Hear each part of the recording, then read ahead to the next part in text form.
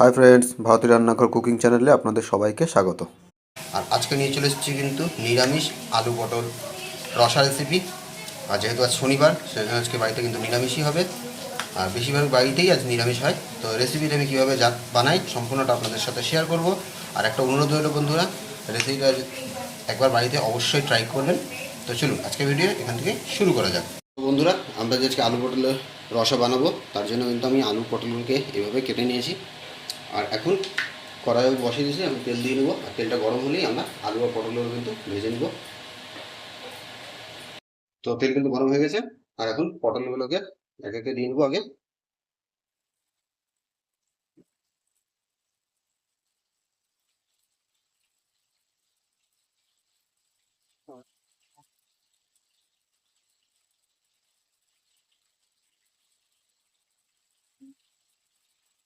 আর পটলগুলো দেওয়ার পর তাতে দিয়ে দেবো লবণ।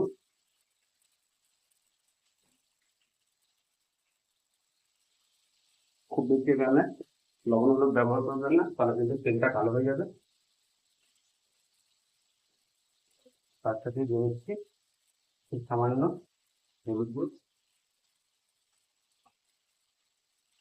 তারপর এইভাবে পটলটাকে ভালো করে আমি ভেজে নেবো।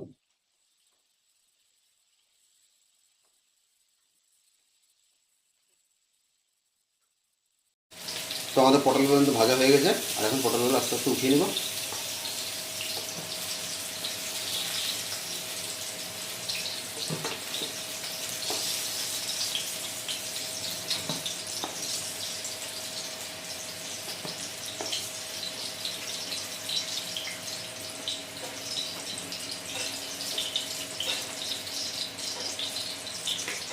আর এখন সেম তেলেই আমি আলুগুলো দিয়ে নেবো। আর দেখুন, হলুদ কম দেওয়ার ফলে কিন্তু তেলের রঙটাও কালো হয়ে যায় না।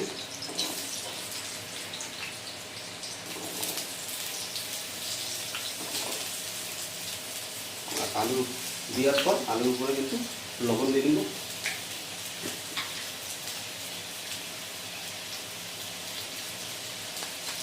এখন আলুটা লাল লাল করে ভেজে নেব না। তো আমাদের আলুগুলো কিন্তু লাল লাল করে ভাজা হয়ে গেছে। এখন আলুগুলো উঠিয়ে নেব।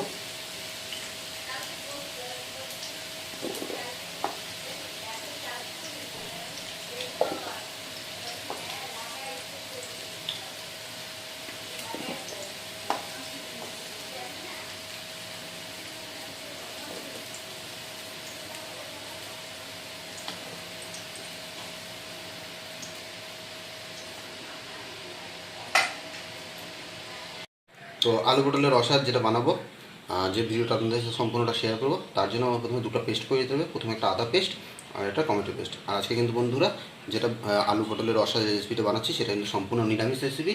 তো আমি এই দুটো পেস্ট করে নিই, তারপরে আমি রেসিপিটা পুরোটাই আপনাদের সাথে শেয়ার করবো। তো ভিডিওটা দেখতে থাকুন। তো আমাদের আদা পেস্ট আর এই পাশে টমেটো পেস্ট এটা হয়ে গেছে। আর কড়াই ওভেনে চাপিয়ে দিচ্ছি। আর এখন দিয়ে নিচ্ছি সরষের তেল।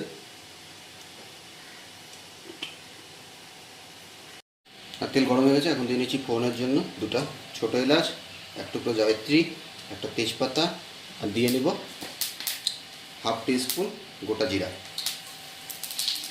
আর এখন মশলাগুলো ভালো করে 40 থেকে 45 সেকেন্ড ভেজে নেব।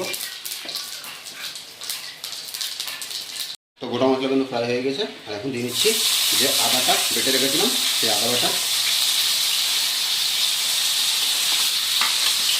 আর এখন আদা বাটাটা ভালো করে কষিয়ে নেব, যতক্ষণ আদার কাঁচা গন্ধটা না চলে যায়। তো আদা কাঁচা গন্ধটা কিন্তু চলে গেছে, আর আদাটা ভালো করে কষানো হয়ে গেছে। আর দেখুন সাইডে তেলও ছেড়ে দিয়েছে। আর এখন দিয়ে নেব যে টমেটো পেস্টটা করে রেখেছিলাম, সেই টমেটো পেস্টটা। আর এখানে একটা কিন্তু আমি বড়ো সাইজের টমেটো পেস্ট করে রেখেছি।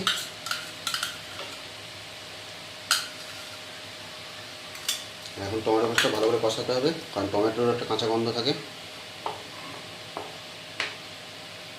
আর টমেটো কিন্তু ভালো মতো কষানো হয়ে গেছে। দেখুন সাইডে তেলও ছেড়ে দিয়েছে, আর টমেটোটা অল্প দানা দানা হয়ে গেছে। যখন এই টেক্সচার চলে আসবে তাহলে বুঝে নেবেন টমেটোটা কিন্তু ভালো মতো কষে গেছে। আর এখন অ্যাড করতে হবে এর মধ্যে কিছু গুঁড়া মশলা। তো গুঁড়া মশলা প্রথমে আমরা দিব হলুদ গুঁড়ো হাফ টিস্পুন,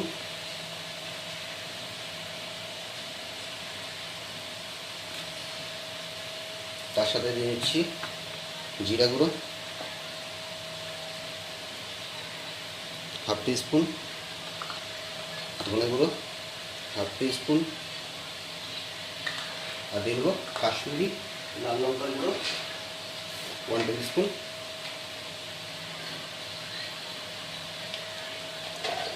আর এর সাথে আমি কিন্তু অ্যাড করে দেবো লবণ স্বাদ মতো,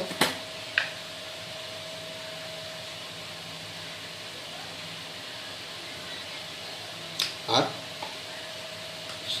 এর সাথে দিয়ে দেবো হাফ টিস্পুন চিনি।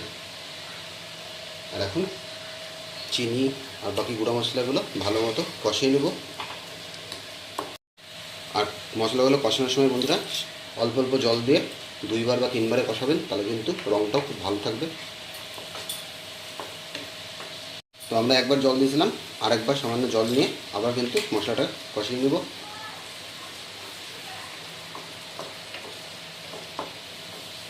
কিন্তু কষানো হয়ে গেছে, দেখুন কত সুন্দর কালারটা কিন্তু এসছে। তো এখন আমাদের যে আগে থেকে আলু পটলগুলো ভেজে রেখেছিলাম সেগুলো দিয়ে নেব।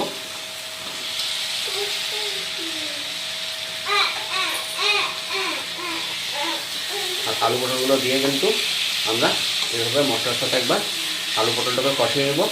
আর এটা করে সময় সময় জল দেবেন না, মিনিট 5-6 ধরে কষাতে থাকবেন। তো আমাদের 5 মিনিট কিন্তু কষানো হয়ে গেছে। আর এখন দিয়ে দেবো পরিমাণ মতো জল। এখানে আমি 1.5 কাপের মতো জল ব্যবহার করতেছি। আর জলটা এবার মশলার সাথে ভালো করে মিলিয়ে নেব। আর এখন 10 মিনিটের জন্য ঢাকা দিয়ে দেবো। আর এই সময় গ্যাসের ফ্লেমটা একদম লো রাখবেন। তো 10 মিনিট হয়ে গেছে বন্ধুরা, আর আমরা চলে এসেছি। আর পটল আলু কিন্তু একদম সেদ্ধ হয়ে গেছে, দেখুন আলু একদম কেটে যাচ্ছে। আর রান্নাটা মোটামুটি অলমোস্ট রেডি হয়ে গেছে। আর এখন এটা শেষ করব আধা চামচ ঘি দিয়ে।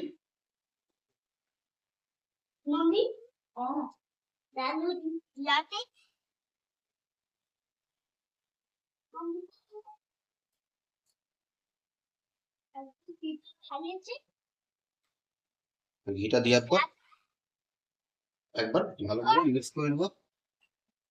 আর আপনারা জানেনই বন্ধুরা যে নিরামিষ রান্নায় কিন্তু ঘি দিলে টেস্টটা অনেক গুণ বেড়ে যায়। তো আজকে যে আলু পটলের রসা নিরামিষ, সেটা কিন্তু আপনাদের সামনে করে দেখালাম। তো ভিডিওটা যদি কেমন লাগে সেটা অবশ্যই কমেন্টসে জানাবেন। আর ভিডিও ভালো লাগলে একটা লাইক করে দিবেন। আর যদি নতুন চ্যানেলে এসে থাকেন তাহলে অবশ্যই সাবস্ক্রাইব করে আমাদের পাশে থাকবেন। তো আজকের জন্য টাটা, দেখা হচ্ছে পরবর্তী ভিডিও।